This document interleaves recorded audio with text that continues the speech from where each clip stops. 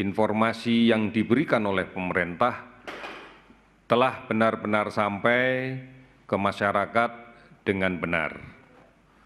Dan terlebih lagi kami menyampaikan terima kasih kepada seluruh rakyat Indonesia yang telah bersama-sama saling bahu-membahu menghadapi masa sulit ini dalam rangka untuk mencegah, mengendalikan penyakit COVID-19. Kita melihat bersama-sama bahwa masyarakat sudah banyak yang melaksanakan membatasi jarak. Banyak masyarakat yang sudah tidak keluar lagi dari rumah, dan banyak masyarakat yang lebih mampu membantu masyarakat lain yang tidak mampu, agar mereka bisa beristirahat, bisa berada di rumah, agar tidak terinfeksi penyakit ini.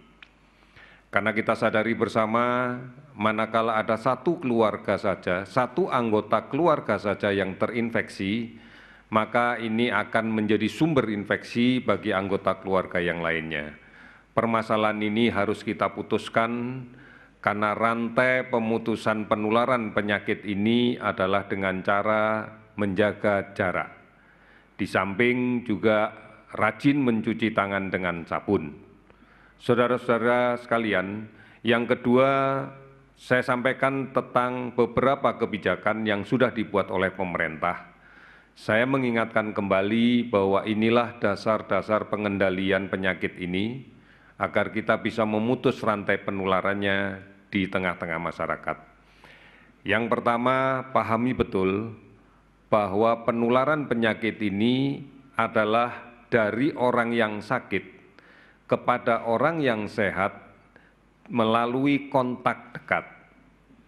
Karena kita paham penyakit ini ditularkan dari percikan-percikan ludah yang kecil-kecil atau kita mengenalnya dengan sebutan droplet dari orang yang sakit pada saat dia batuk, pada saat dia berbicara, pada saat dia bersin ke sekitarnya.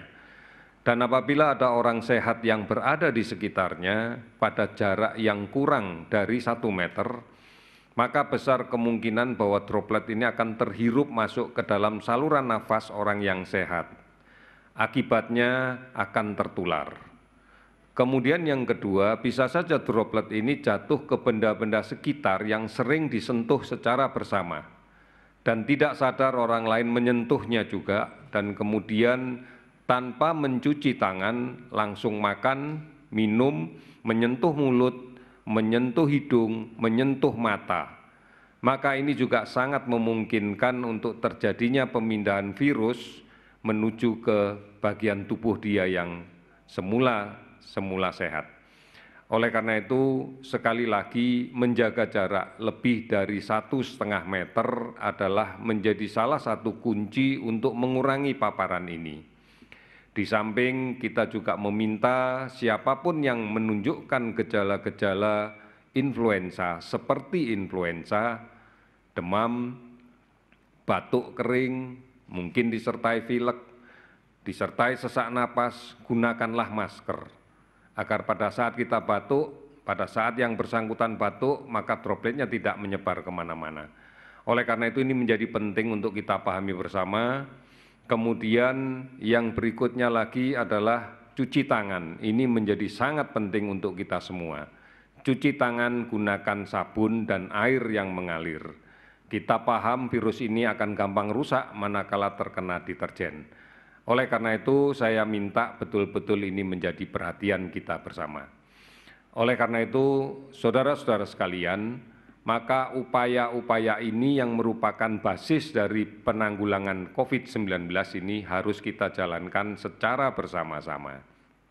Mari sekali lagi kita lindungi yang sakit. Jangan didiskriminasikan, jangan distigmatisasi, tapi lindungi dia agar bisa melaksanakan isolasi diri dengan baik di rumahnya.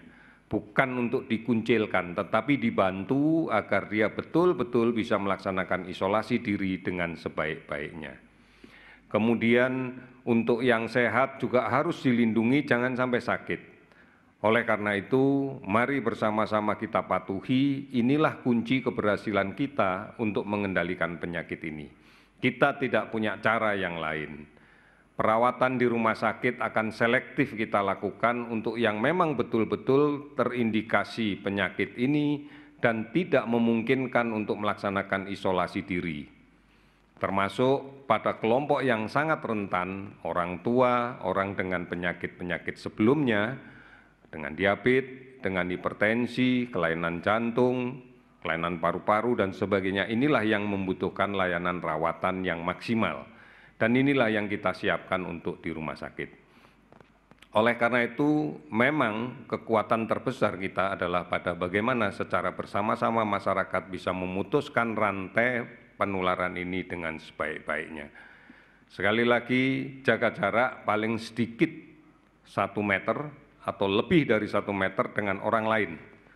Ini dimaknai maka jangan melaksanakan kegiatan-kegiatan yang berkumpul dalam jumlah yang lebih banyak dan kemudian terlalu berdekatan. Hindari kerumunan-kerumunan orang. Kita harus menyelamatkan diri kita dan juga menyelamatkan keluarga kita yang menunggu di rumah. Biasakan untuk selalu mencuci tangan menggunakan sabun dan air yang mengalir, minimal 20 detik, sesering mungkin, dan hindari menyentuh wajah karena mulut, mata, hidung ini rawan untuk mendapatkan infeksi dari paparan tangan kita yang belum dicuci dengan baik. Oleh karena itu, patuhi juga disiplin pada saat batuk, pada saat pilek, gunakan masker, atau paling tidak tutup dengan menggunakan sapu tangan pada saat batuk, bersin, dan sebagainya. Selalu membiasakan untuk menjaga kebersihan rumah adalah menjadi kunci dalam kegiatan ini. Tetap berada di rumah, kita bisa bekerja dari rumah, tetap berada di rumah, bisa belajar dari rumah, dan kita juga mampu untuk beribadah dari rumah. Ini yang harus kita lakukan secara bersama-sama dan dengan saling mengingatkan antara yang satu dengan yang lain. Oleh karena itu, ikuti betul informasi-informasi terkait dengan COVID-19, bisa dilihat di beberapa saluran informasi, baik di website covid19.go.id, bisa di call center 119, 117, dan banyak sekali di tempat-tempat yang lain terkait dengan informasi-informasi yang benar. Ini yang penting untuk kita pahami dan kita jalankan bersama-sama. Mari saling mengingatkan, mari saling menjaga, agar seluruhnya bisa kita kendalikan secara baik. Kemudian berikutnya saya akan melaporkan tentang perkembangan jumlah kasus dari pemeriksaan laboratorium dilaksanakan di seluruh Indonesia. Kita sudah melaksanakan pemeriksaan lebih dari 6.500 spesimen, 6.500 orang, maksud saya di dalam kaitan dengan pemeriksaan ini. Di mana sekarang kita pahami bahwa ada penambahan kasus baru positif sebanyak 130, sehingga jumlah sekarang menjadi 1.285 kasus positif. Kemudian kasus yang sudah sembuh, pasien yang sudah sembuh bertambah 5 orang, sehingga total menjadi 64 orang. Kemudian pasien meninggal bertambah 12 menjadi 114 orang.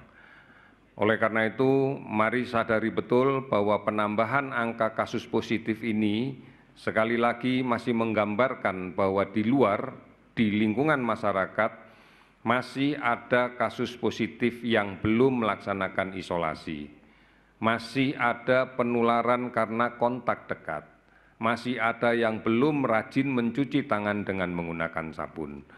Oleh karena itu, saya minta kepada masyarakat seluruhnya bahwa kembali lagi jaga jarak di dalam berkomunikasi sosial, baik dengan orang di luar rumah ataupun yang di dalam rumah. Upayakan tetap di rumah, apabila terpaksa sekali berada keluar rumah, maka jaga jarak. Hindari kerumunan, kemudian gunakan masker manakala kita terpaksa harus berada dalam satu kerumunan orang yang demikian banyak. cuci tangan dengan menggunakan sabun dan air mengalir, hindari menyentuh wajah. Ini menjadi penting karena disinilah sebenarnya infeksi penularan ini cukup banyak terjadi. Kemudian praktekkan betul etika pada saat batuk dan bersin. Tutup dengan masker atau menggunakan sarung tangan. Tetap aman dan produktif di rumah, saling menjaga di antara sesama anggota keluarga. Jangan sampai yang sehat menjadi sakit, kita pertahankan yang sehat tetap sehat. Dan kita upayakan yang mulai sakit untuk tidak menjadi sakit dan tetap berada dalam posisi yang sehat dengan pola hidup bersih sehat, asupan gizi yang cukup, dan istirahat yang teratur. Kemudian yang sakit, mari sama-sama kita lindungi, kita arahkan supaya bisa dilayani, dirawat dengan baik sehingga mereka menjadi cepat sembuh. Lakukan semua dengan disiplin. Mari kita menjadi pahlawan untuk melindungi diri, untuk melindungi orang lain, dan untuk melindungi seluruh bangsa ini. Kami yakin, kami optimis, pasti kita akan bisa. Terima kasih, selamat sore.